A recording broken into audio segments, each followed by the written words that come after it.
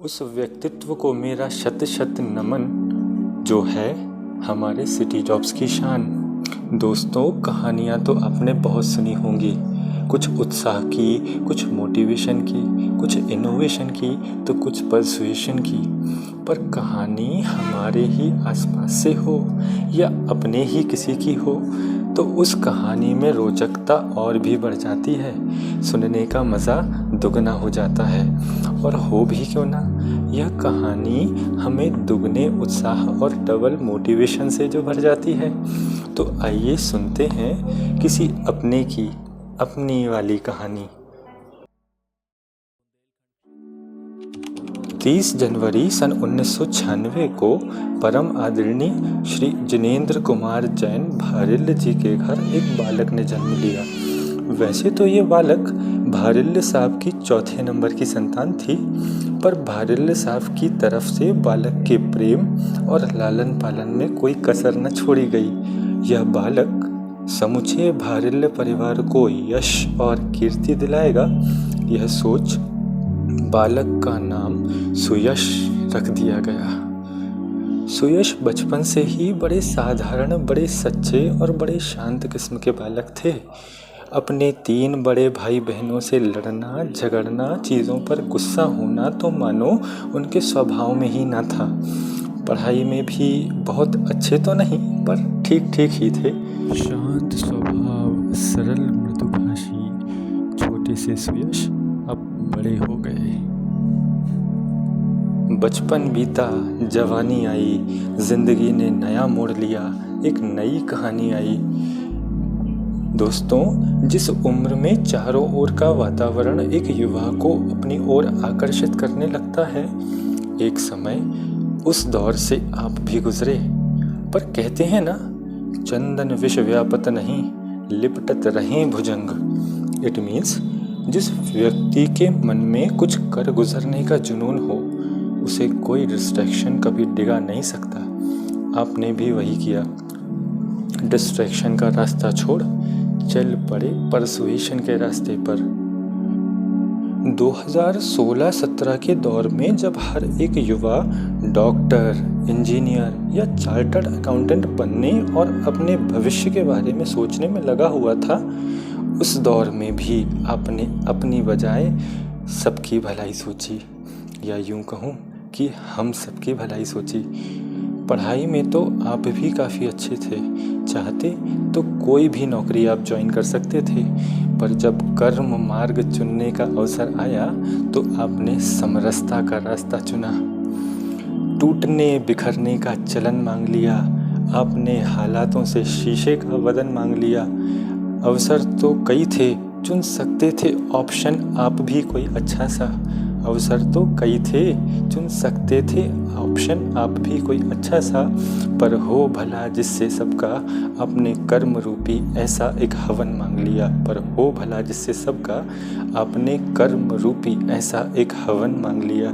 Career option चुनने की बात मन में चल ही रही थी कि अचानक भाई साहब को एक प्रॉब्लम दिखाई पड़ गई और मन में आया कि एक छोटी सी प्रॉब्लम का सॉल्यूशन एक बड़े बिजनेस आइडिया को जन्म देता है।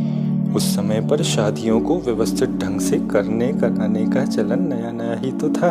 क्या कहते हैं उसे, इवेंट मैनेजमेंट। आपको यह रास आ गया और कर ली तैयारी किसी अपने के वेडिंग प्लानर बनने की, इवेंट मैनेजमेंट करने की और किसी की यादों को सुंदर रूप दे सदा के लिए उसे यादगार बना देने की। लोगों ने इनकी जमकर तारीफ की, इन्हें भी काम खूब रास आया। धीरे धीरे काम इतना मन भाने लगा कि आपने इससे संबंधित एप्लीकेशन ही बना डाली और नाम दिया पार्टी लाल। इवेंट का काम ठीक ठीक चल ही रहा था कि अचानक जैन, शादी और एप्लीकेशन, यह 3 शब्द आपके दिल में मानो घर से कर गए, बार बार परेशान करने लगे। विचार आया, क्यों ना पूरी शादी कराई जाए। फिर शुरू हुई जैन शादी मिलन नामक कर्तव्य पथ की यात्रा। कुछ लोगों की टीम तैयार की गई, एक एप्लीकेशन बनाया गया और शुरू हुई दौड़ एक विराट, एक विशाल लक्ष्य को पाने की। पर दूर दूर तक अभी सफलता का एक अंश भी नज़र नहीं आ रहा था। ऊपर से दमोह जैसा छोटा शहर, चारों तरफ निंदा, मजाक और क्रिटिसिज्म। पर आपने तो मानो सोच लिया था कि पाना है जो ठाना है, और ठाना है तो पाना है। कर्मरथ का नेक्स्ट गियर शिफ्ट किया ही था कि अचानक एक ऐसी विपदा आन पड़ी जिसकी चर्चा खूब हुई और जिसका असर देश विदेश और हमारे दमोह शहर पर भी पड़ा, और जिसके बारे में सोच आज भी रूह कांप उठती है। कोरोना वायरस की महामारी और लगभग 1.5 साल का लॉकडाउन। ज़रा सोच के देखिए उस युवा की मन स्थिति के बारे में जिसने अच्छे खासे करियर ऑप्शन को छोड़ भलाई का रास्ता चुन लिया हो और उसका बिजनेस स्टार्ट होने से ही पहले स्टॉप। उस समय शादी संबंध करना या देखना तो दूर, लोगों को उसके बारे में सोचने की भी फुर्सत नहीं थी, और कोई सोचता भी कैसे, सबकी जान पर जो बनी थी।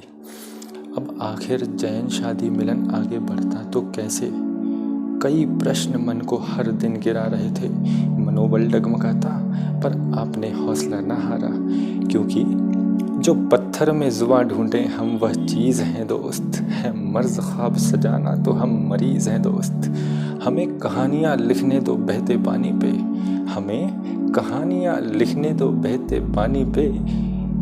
यह बेवकूफ़ियाँ हमको बहुत अजीज़ हैं दोस्त। नसीहतें नहीं सुनते, नसीहतें नहीं सुनते, न सबक लेते हैं। नसीहतें नहीं सुनते, न सबक लेते हैं। मैं क्या करूं कि मेरे ख्वाब बदतमीज़ हैं दोस्त, कि मैं क्या करूं मेरे ख्वाब बदतमीज़ हैं दोस्त। 1.5 साल का लॉकडाउन जैसे तैसे ख़त्म हुआ। इस दौरान भी आपने हमेशा की तरह बड़ा दिल दिखाया। आपने अपने एम्प्लॉयज़, अपनी टीम मेंबर्स का पूरा ध्यान रखा।